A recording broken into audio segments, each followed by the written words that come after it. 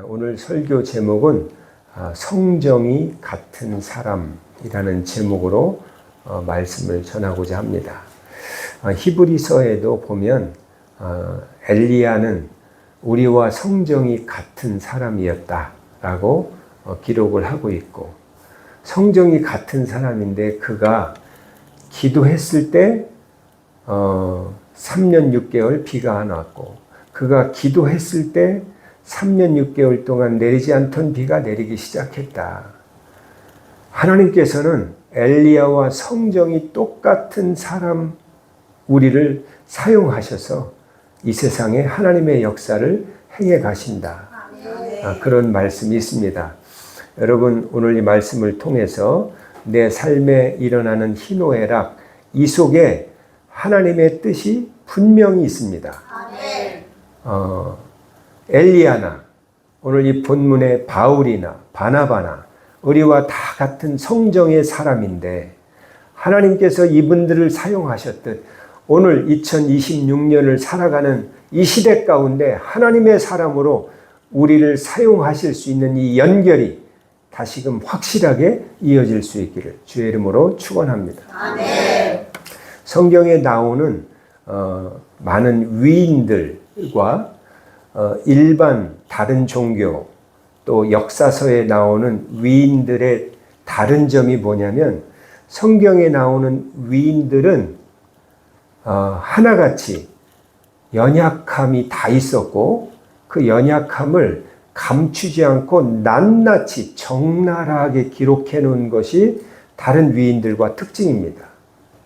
여러분, 아브라함의 그 연약함, 자기 죽을까봐 부인을 누이라고 속여가지고 바로한테 빼앗기는데도 아무 소리 못하고 선물 받고 있잖아요. 그 치졸함, 아브라함의 나약함이었는데 그대로 기록하고 있어요. 다윗의 나약함, 베드로의 나약함, 우리가 존경하고 신앙의 위인이라 이렇게 따라가고 싶은 사람들이었지만 그들 모두 나약함이 다 있는 사람들이었어요. 여러분, 나약함이 있는 사람들을 하나님께서 이끄셔서 이끄시는 과정을 통해서 다듬으셔서 하나님의 일을 맡길 사람으로 하나님 이어가는 줄로 믿습니다. 그런데 성경의 위인들이 약함에도 불구하고, 본질은 우리와 똑같음에도 불구하고 그들이 끝까지 쓰임받았던 이유는 뭐냐면, 바로 자기 약함을 하나님 앞에 드러냈다는 거예요. 사람 앞에 폭발시켰다는 것이 아니라 하나님 앞에, 하나님, 저의 약함이, 악함이 이렇습니다. 하나님, 나를 이래도 사랑하십니까? 이런 나를 하나님 이끌고 계세요? 하나님, 내 약함을 하나님 앞에 드러냈고 그것을 하나님 앞에 다룸받았을 때 그 사람들은 그 약함이 오히려 재료가 돼서 더 많은 사람을 하나님 앞에 데리고 올 수 있는 도구가 되었습니다. 여러분, 지금 내 약함 때문에 절망되십니까? 다른 사람의 연약함이 나를 찌르고 있습니까? 그렇다면 지금 이 순간이 바로 하나님의 은혜 안으로 다시 들어가야 될 때를 말씀하고 있습니다. 아멘. 오늘 이 말씀을 통해서 하나님의 은혜만이 우리의 자랑이 될 수 있기를 주의 이름으로 축원합니다. 아멘. 지난주에 읽었던 성경 말씀 중에 이제 루스드라에 도착한 바울 일행이 회당이 없어서 야외에서 복음을 전하는데, 그 말씀을 듣는 사람 중에 나면서부터 하반신 마비가 있었던 사람이 바울의 말씀을 애써서 듣고 경청하는 그 모습을 보면서 바울이 그를 주목했습니다. 그런데 그에게 구원받을 만한 믿음이 있는 것을 보고 바울이 선포를 합니다. 그 자리에서 일어나 걸어가라. 그랬을 때 구원받을 만한 그 믿음을 가지고 그는 순종하여 일어났을 때 그 다리가 치유돼서 걸어가는 것을 경험했습니다. 또 이것을 거기에 참여했던 많은 사람들이 다 보게 됐어요. 오늘 말씀은 그 다음에 이어지는 이야기입니다. 루스드라 사람들이 지금 같이 있던 나면서부터 하반신 마비가 됐던 사람이니까 다 알 거 아니에요? 그 온 동네가. 그 사람이 어떤 사람인지. 그런데 그 사람이 저벅저벅 걸어가는 겁니다. 듣도 보지도 못했던 일들이 눈앞에서 일어나는 거예요. 이것을 본 루스드라 사람들이 두 가지 반응을 나타냅니다. 우리 11절, 12절 한번 같이 읽어보겠습니다. 시작. 우리가 바울이 한 일을 보고 무거움이나 방언으로 소리질러 이르되 신들이 사람의 형상으로 우리 가운데 내려오셨다 하여 바나바는 제우스라고 바울은 그 중에 말하는 자이므로 헤르메스라 하더라. 네, 두 가지 반응이 나타나는데 하나는 루가우니아 방언으로 그 사람들이 말했어요. 이 당시에는 로마 시대인데 로마 시대 때 관용어는 공용어로 선포한 것은 라틴어입니다. 라틴어. 그런데 아직 문화적으로는 헬라 시대의 문화가 지배를 하고 있었기 때문에 일반 사람들은 대부분 헬라어를 사용했습니다. 그래서 바울 일행도 지금 설교를 루스드라에서 헬라어로 설교를 했어요. 그런데 헬라어로 설교를 듣던 이들이 나면서부터 걷지 못했던 사람이 일어나서 걷는 것을 보고 너무 충격을 받았어요. 너무 충격을 받자 자기들의 옛날 말이 나온 겁니다. 자기들의 모국어, 루가우니아 방언으로 말하기 시작하는 거예요. 근데 바울 일행은 이게 얘들이 무슨 얘기를 하는지 모르는 겁니다. 자기들 말만 알아듣는 말로 말하니까. 그런데 그들이 뭘 말한 거냐면, 바울과 바나바를 신이라고 말하는 거예요. 그래서 그들의 반응은 그들에게 신으로 대접을 하려고 합니다. 신 대접을 해요. 당시에는 다신교 사회였죠. 다신교. 모든 게 다 신이에요. 그런데 그 중에서 좀 왕초 신 역할을 했던 게 그리스 로마의 신화에 나오는 신들이었습니다. 그리스 로마에 나오는 신들 중에 제일 왕초가 제우스였어요. 제우스. 그리고 제우스의 대변인 역할을 하는 신이 헤르메스. 근데 바울이 앞장서서 막 설교를 하고 말을 유창하게 이야기하고 하니까 저 사람이 헤르메스구나.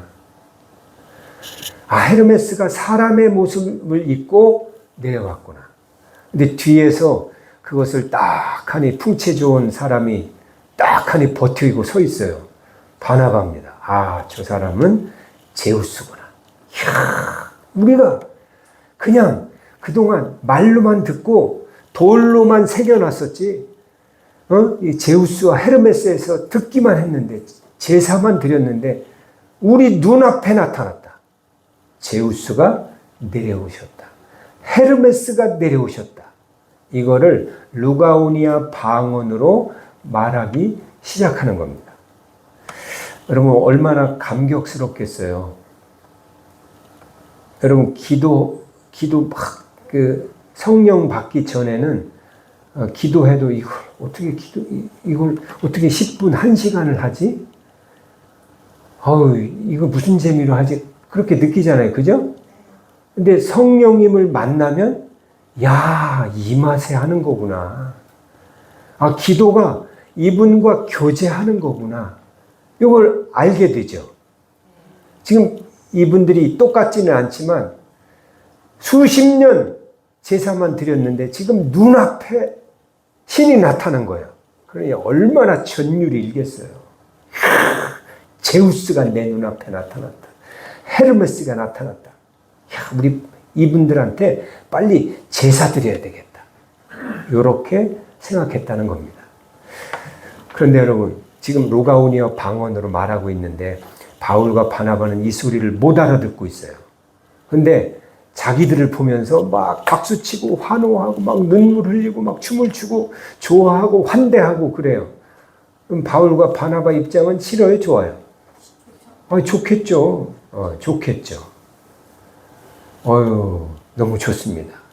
근데 여러분, 우리가 기도응답을 받거나 어떤 사역의 성과가 있거나 내가 무엇인가를 했다고 했을 때 그것을 누가 알아줄 때 내가 원하고 있던 어떤 대답을 들을 때 이때가 위험한 때예요.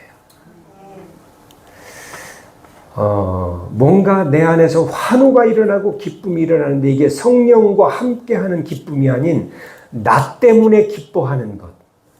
이때가 아주 위험한 때입니다. 성령님과 함께 근심하는 것 너무 좋은 일입니다. 근데 성령님 없이 근심하는 것, 이거 위험한 거예요. 우리 시편 1편에 보면 의인은 어떤 사람이냐면 말씀을, 율법을 주야로 묵상하는 사람이 의인이래요. 의인. 그런데 여러분, 의인이 뭐냐면 믿음의 사람 아니에요? 믿음의 자리에 있지 않고서는 주의 말씀을 주야로 묵상하는 게 아니라 내 생각을 주야로 묵상해요. 내 감정을 주야로 묵상해요. 그러면 잡혀먹는 거예요. 내 생각을 묵상하면. 여러분, 주의 말씀을 묵상하실 수 있길 바랍니다. 아멘. 그럴 때에 성령께서 내 생각 속에 들어오셔서 생각을 바꿔주시고 나를 이끌고 가실 수 있기 때문입니다. 아멘. 누군가 내 은사나 내 기도, 내 헌신, 내 사역을 보고 야, 당신 진짜 대단한 일, 놀라운 일 해냈다 라고 말할 그때가 위험한 때입니다. 어쩌면 그 말이 나로 하여금 내 속에 잠자고 있었던 교만을 들춰내어서 하나님의 자리를 차지할 수도 있기 때문입니다. 아멘. 우리 13절 같이 읽어보도록 하겠습니다. 13절 시작. 시와 예수 신당의 제사장이 소와 사람들을 가지고 대문 앞에 와서 우리와 함께 제사하고자 하니. 시외라는 것은 성 밖을 말합니다. 제우스 신당이 성 밖에 있었어요. 그러니까 지금 성 내에서 일어났었던 일인데 성 밖에 제우스 신당의 그 제사장한테 이 소식이 들려진 거예요. 제우스가 여기 임하셨으니까 누군가가 또 그런 거 일하는 사람 있잖아요. 뭔가 가가지고 이렇게 소문내는 사람 가가지고 제사장님 제우스가 나타났어요. 제우스가. 우리 빨리 가서 제사 드려야 돼요. 그러니까 얼마 후에 이 제사장이 소를 끌고 오는 거예요. 소를 왜 끌고 와요? 제사드려요. 원문에 보면 복수가 돼 있어요. 소 한 마리가 아니에요. 적어도 2마리 이상. 왜? 신이 둘이 왔잖아요. 그러니까 2마리 이상. 그 일행도 있으니까 아마 신 쫄개들도 따라왔을 거다 생각을 해서 소 여러 마리를 끌고 화환까지, 제물에 올릴 화환까지 끌고 제사드리러 오는 겁니다. 우리 그 다음 한번 읽어보도록 하겠습니다. 시작. 두 사도 바나바와 바울이 듣고 옷을 찢고 우리 가운데 뛰어들어가서 소리질러 이르되 여러분이 어찌하여 이러한 일을 하느냐. 우리도 여러분과 같은 성정을 가진 사람이라. 네. 바울이 어떻게 행동을 하냐면 옷을 찢습니다. 자기들한테 제사 드리려고 하는 사람들을 보고 옷을 찢어요. 바울이 옷을 찢고서 달려 들어갑니다. 성경에서 옷을 찢는다고 하는 이 표현은 강력한 자기 부정을 말합니다. 무엇을 부정하는 걸까요? 나는 신이 아니야.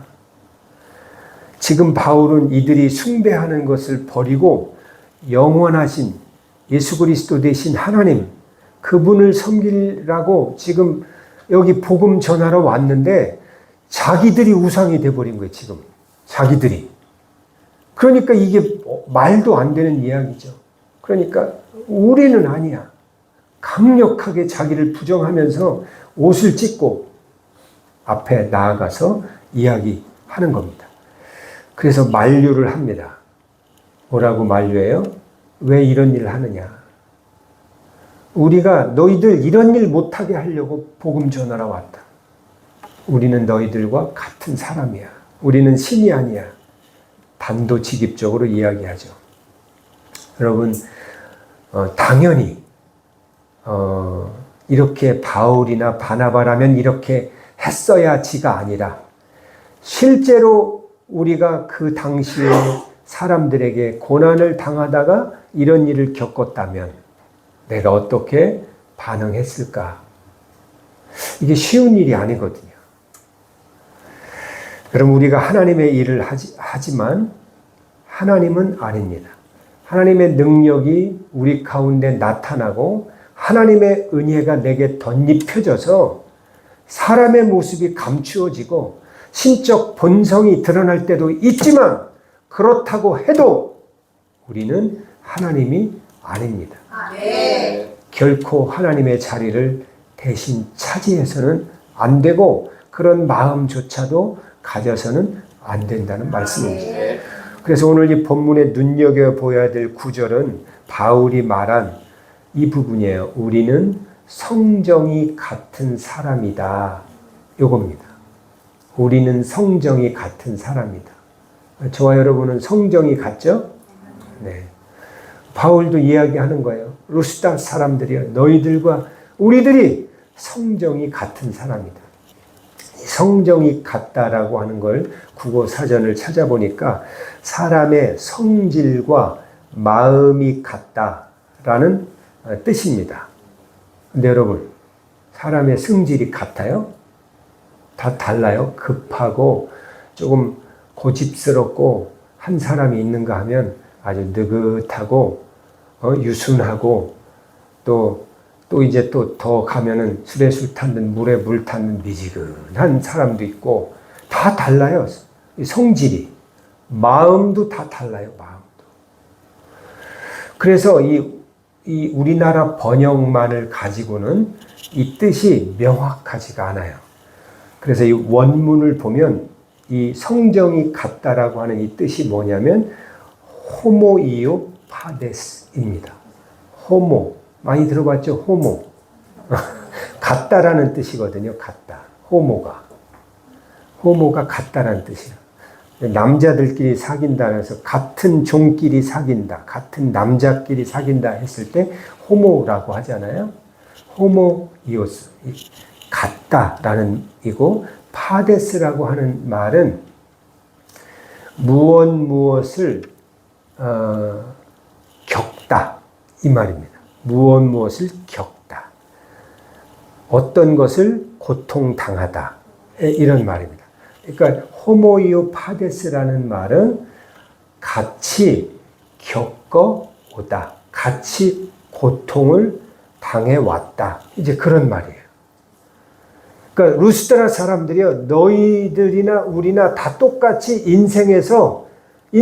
똑같은 인생을 겪어온 사람들이야. 똑같은 고통을 당하고 있는 사람들이야. 이 말이거든요. 10달 동안 어머니 뱃속에 있다가 핏덩이로 태어나가지고 똥오줌 가리지 못해서 기저귀 차고 살았던 사람이야. 당신들이나 나나. 등 따숩고 배부르면 기분 좋아하고 힘들고 괴롭고 어려우면 울고 슬퍼하고 분노하고 그런 삶을 살아왔던 사람이야. 우리는 한 치 앞을 내다보지 못하는 그런 위험 속에서 살고 있는 사람이야. 이 코끝에서 숨이 떠나가면 언제든지 우리는 땅 속에 묻혀서 한 줌의 흙이 될 수밖에 없는 인생이야. 당신이나 나나 미움과 절망과 아픔을 갖고 살아가지만 하나님 앞에서 죄인으로 살아가는 그런 인생들이야. 그런 의미에서 호모이오 파데스라고 하는 이 말을 사용했습니다. 그러니 우리가 제사를 받는다는 것은 천부당 만부당한 말이다. 이거는 말도 되지 않는다. 당장 멈춰라 라고 막아선 것이죠. 여러분 바울이나 바나바를 비롯해서 성경의 믿음의 사람들이 처음에 택함을 받고 하나님의 쓰임을 받다가 중간에 탈락한 사람도 있는가 하면 끝까지 가서 승리한 사람도 있습니다. 근데 끝까지 처음부터 끝까지 간 사람들은 누구냐? 실수하지 않은 사람이 끝까지 간 게 아니에요.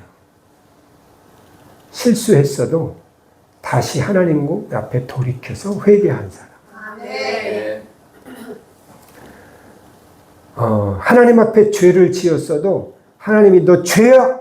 라고 말할 때 이것을 깨닫고 돌이켜서 하나님을 다시 붙잡은 사람. 아멘. 이게 뭐냐면 여러분 겸손이거든요. 아멘. 겸손은 내가 예의 차려가지고 물론 사람과 사는 사이에서 예의가 필요하죠. 내가 겸손한 사람 돼야지. 그래, 내가 인사하면 저 사람이 날 겸손하게 봐주겠지. 여러분 이건 성경에서 말하는 겸손이 아닙니다. 성경에서 말하는 겸손은 인간의 본질을 깨달아서 유한한 존재임을 알아. 언제든지 하나님이 부르면 하나님 앞에 달려나갈 수밖에 없는 영혼임을 알아. 내 주제를 알고 살아가는 게 겸손해요. 아멘. 아무리 좋은 일이 생겨도, 아무리 엄청난 일이 생겨도, 아무리 내 기도를 통해서 뭔가 이루어져도 나는 여전히 하나님 앞에 용서받은 죄인으로 살아간다. 아멘. 나는 지금 엄청난 걸 경험했어도 하나님이 부르시면 나는 그 나라에 갈 수밖에 없다. 이걸 인정하는 사람, 이걸 잊지 않고 살아가는 사람, 이것이 바로 겸손해요. 아멘. 이 겸손이 있을 때 사람을 존중하면서도 사람 앞에 당당할 수가 있습니다. 이 겸손이 있을 때 우리에게 엄청난 일이 일어나도 하나님 앞에 교만함으로 서지 않을 수 있습니다. 여러분 우리가 구원받아야 될, 구원받고 사는 사람이 서야 될 자리가 바로 이 자리인데 이걸 신앙적으로 은혜의 자리라고 이야기를 합니다. 아멘. 은혜의 자리.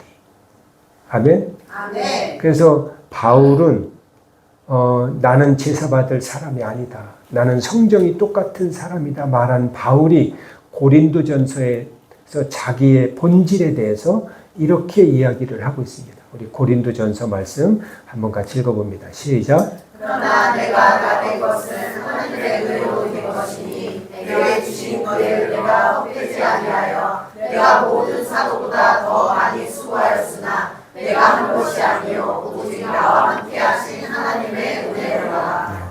여러분 사도 바울은 여기 있는 우리 모두가 행한 사역보다 뭐 100배는 더 큰 사역을 했던 사람입니다. 3층 천까지 올라갔다 온 사람이에요. 거기서 그 3층 천에 가서 경험한 일이 너무나 엄청나고 신비스러워서 내가 차라리 말하지 않겠다고 할 정도입니다. 유럽까지 복음을 전했고 수십 개의 교회를 개척했고 수만 명의 제자들을 만들어냈습니다. 마지막에는 순교까지 했던 사람입니다. 근데 이 사람이 이렇게 사는 비결, 그거 한 가지 이야기했는데 그게 뭐냐면 하나님의 은혜라는 거예요. 여러분 우리가 서야 되는 이 자리, 끝까지 주님 오실 그때까지 천국 갈 그때까지 서야 되는 그 자리가 뭐냐면 은혜의 자리입니다. 아멘. 은혜의 자리는 하나님을 높이는 자리고 사람을 존중하는 자리되 하나님 앞에 하나님께서 말씀하시는 것에서 순복할 수 있는 자리고 아멘. 사람 앞에 당당하여 내가 할 말을 할 수 있는 자리입니다. 아멘. 사람한테는 아쉽지 않고 하나님 앞에는 담대하며 떳떳하게 나아갈 수 있는 이 자리가 바로 은혜의 자리입니다. 아멘. 모든 것이 하나님의 은혜인데 누가 누굴 비난하겠습니까? 내가 예배드리고 사역할 수 있는 모든 것이 하나님의 은혜인데 무엇을 자랑하겠습니까? 오직 하나님만 찬양할 따름입니다. 아멘. 여러분, 우리 교회가 하나님의 은혜로 세워졌고 구원 안으로 들어왔고 놀라운 능력도 체험하였고 또 신비한 치유와 성장을 경험했습니다. 이제 하나님께서 세우신 이 영적 고지에서 우리가 밖으로 나아가기 위해서 다시 확고하게 잡아야 될 자리가 있다면 하나님의 은혜예요. 머리로 아는 거 말고 성경에서 읽어서 아는 거 말고 내 가슴으로 고백할 수밖에 없는 그 자리. 여러분, 그 자리가 세상으로 나아갈 수 있는 힘이고 지금 하나님께서 여명을 밝히고 계시는데 그 여명 안에서 하나님의 것을 마음껏 누리고 쓰고 다스릴 수 있는 능력의 자리입니다. 아멘. 우리 옆 사람과 한번 이렇게 한번 인사해 봅시다. 분수를 알고 은혜 안으로 들어갑시다.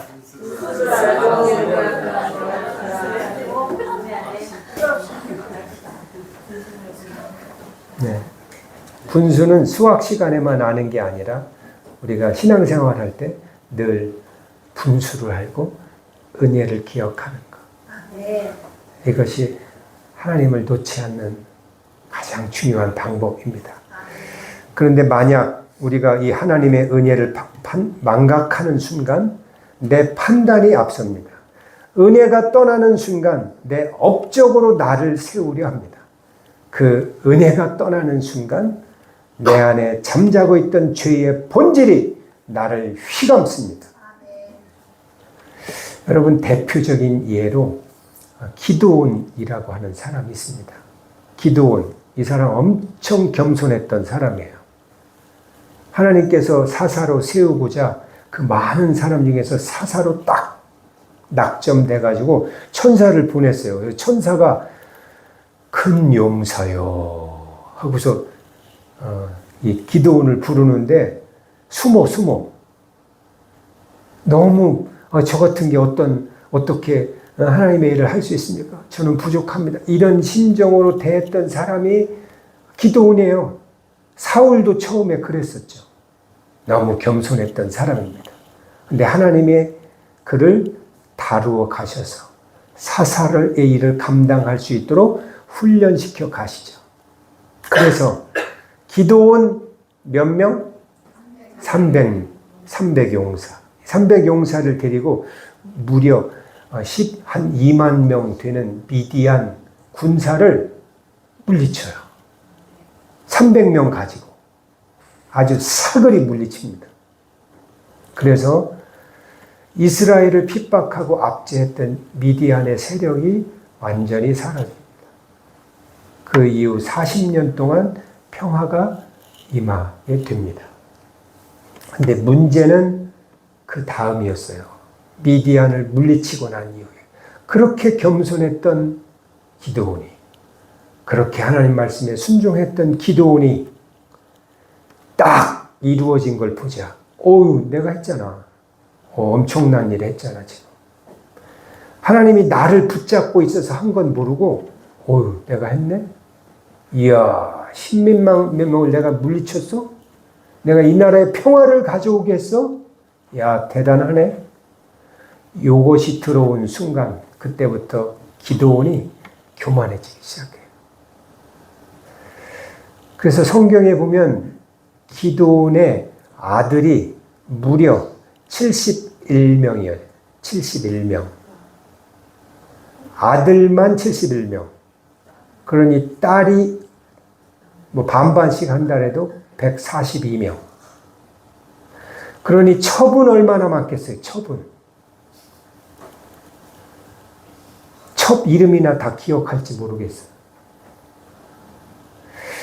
이렇게 교만해지니까 하나님께 묻지 않고 자기 마음대로 살아가게 됩니다. 그게 옳은 일인 줄 알아요. 아무 일도 안 일어나니까. 하나님께서 지금 은혜로 이 나라를 붙잡고 계신 걸 모르고 아무 일도 안 일어나니까 자기가 한 줄 알고 하나님의 은혜가 계속 있는 줄 알고.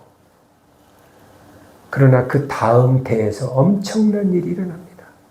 기드온이 죽고 난 이후에 첩의 아들 중에 아비멜렉이라고 하는 이 세겜 출신 이 아들이 세겜 사람들을 꼬드겨 가지고 자기 형제들을 다 죽입니다. 한 날 한시에 70명을 몰살시켜요. 몰살. 왕 되려고. 그 중에 한 사람 요담만 살아남습니다. 여러분, 부모가 자녀들 간에 칼부림을 하여 무참히 살해되는 것을 보고 알았다면 얼마나 원통하겠습니까? 그 일이 일어난 이유는 아버지 기드온이 겸손한 자리를 버리고 교만한 자리에 올라갔기에 그것이 그 자식에게 그대로 나타난 건데 이것은 그 가정 자체가 없어지는 거였습니다. 그래서 고린도전서에 바울은 이렇게 이야기합니다. 그런즉 선줄로 생각한 자는 넘어질까 조심하라. 아무리 작은 자리라 할지라도 뭔가를 했다는 자리에 서는 것, 지도자의 자리에 선다는 것은 그만큼 두려운 자리에 서는 것입니다. 권리가 있는 만큼, 하나님의 이름을 사용할 수 있는 자리에 있는 만큼 그 책임도 크기 때문이죠.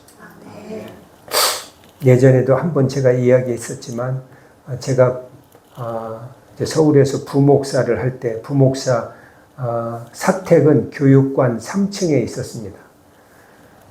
그런데 월요일 날이었어요. 월요일 날은 이제 목회자 휴무일이기에 제가 낮에 반바지를 입고 교육관 아래층으로 내려왔습니다. 뭘 사러 가려고.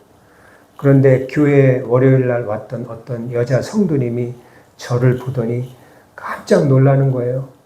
목사님이 반바지를 입으시다니. 깜짝 놀랐어요. 긴 반바지도 아니고 짧은 반바지도 아니고 무릎까지 내려오는 반바지였어요. 근데 그걸 입고 깜짝 놀라는 거죠. 깜짝 놀라는 그 성도님을 보고 제가 더 깜짝 놀랐어요.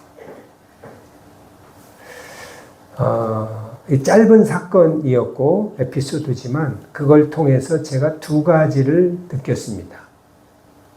뭐냐면 내가 복장이 나는 괜찮고 이것이 내 신앙에는 아무런 영향도 없지만 내 복장을 보고 믿음 약한 사람이 혹 믿음이 떨어지기라도 한다면 내가 기꺼이 복장을 바꿀 필요도 있겠구나 라고 생각한 거였습니다.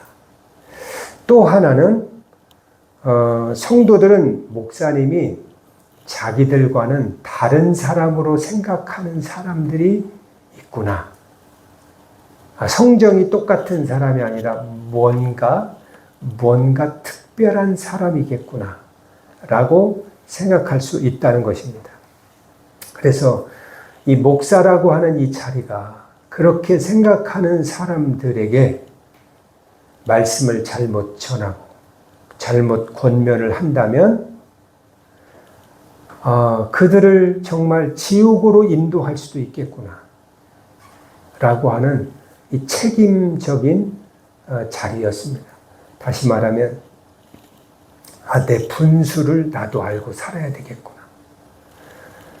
성도들이 존중하고 존경하고 대접하고 이것을 누리고만 살아가서는 안 되겠구나. 성도들이 대접하고 누리고 존경하고 하는 그것과는 다르게 내가 하나님 앞에서 서야 되는 그 모습은 인간, 목사가 아닌 인간의 모습으로 내 있는 모습 그대로 서야 되겠구나라고 하는 이 두 가지를 느끼게 되었습니다. 여러분, 이것은 저뿐이겠습니까? 우리 모두가 하나님 앞에 인간됨의 본질과 구원받은 자로서의 분수, 그것을 정확하게 알고 살아가야만이 우리에게 임한 이 구원이 하나님 나라 가는 그날까지, 우리에게 임한 이 생명이 하나님 나라 가는 그날까지 떠나지 않고 계속 유지될 수 있기 때문이죠. 아멘. 여러분, 우리 분수 알고 살아갑시다. 아멘. 결론을 말씀드립니다. 여러분, 우리는 모두 성정이 같은 사람입니다. 같은 본질로 같은 인생길을 걸어가는 연약한 존재들입니다. 우리의 존재가 귀한 이유는 하나님께서 창조하셨기 때문이고, 우리의 존재가 소중한 이유는 각자의 마음 안에 주님의 생명이 거하기 때문입니다. 아멘. 지금 여기까지 우리가 은혜로 걸어왔습니다. 앞으로도 나를 살리고 내 인생을 복되게 할 수 있는 가장 중요한 신앙적인 내용은 하나님의 은혜입니다. 아멘. 하나님의 은혜로 구원받았지만 하나님의 은혜로 우리는 구원받은 자로 살아가게 됩니다. 아멘. 하나님의 은혜로 우리는 천국에서 예수 그리스도의 이름으로 죄 없다 함을 힘입게 될 줄로 믿습니다. 아멘. 하나님의 은혜가 저와 여러분의 삶 가운데 한 주간도 여러분을 지키는 가장 강력한 힘이 되기를 주의 이름으로 축원합니다. 아멘. 기도하겠습니다.